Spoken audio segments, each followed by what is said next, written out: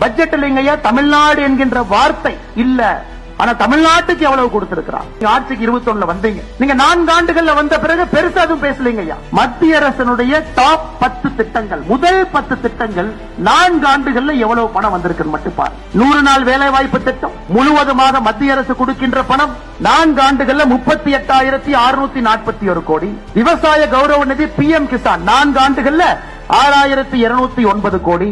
சமகிரக சிக்ஷா இப்ப பிரச்சனை ஆயிட்டு இருக்கு, அதை நம்ம பின்னாடி பேசுறோங்க ஐயா. 5,880 கோடி. குழந்தைகளுடைய ஊட்டச்சத்தை உறுதி செய்யக்கூடிய திட்டம் போஷன் அபியான் 2,796 கோடி. சுகாதாரத்தை மேம்படுத்த உட்கமைப்பு நிதி 5,753 கோடி. முதியோர் பென்ஷன் முழுவதும் மத்திய அரசு கொடுக்கிறாங்க ஐயா, 2,480 கோடி.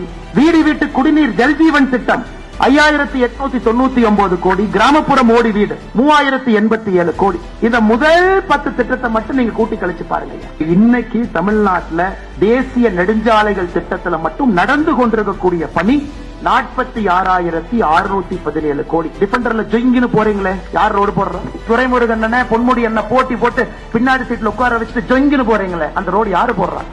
மாநில அரசுக்கு நேரடியா வரக்கூடிய நிதி மட்டும்தான் கணக்கு. அத நம்ம ஆங்கிலத்தில் என்ன சொல்றாங்க ஐயா, டெவல்யூஷன் கிராண்ட்.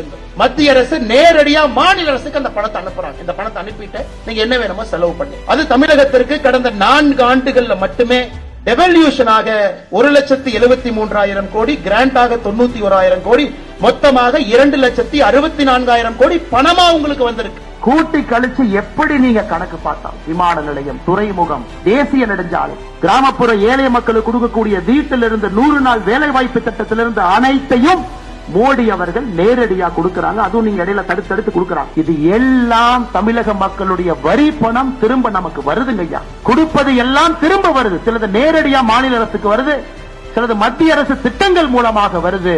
ஆனா வருது.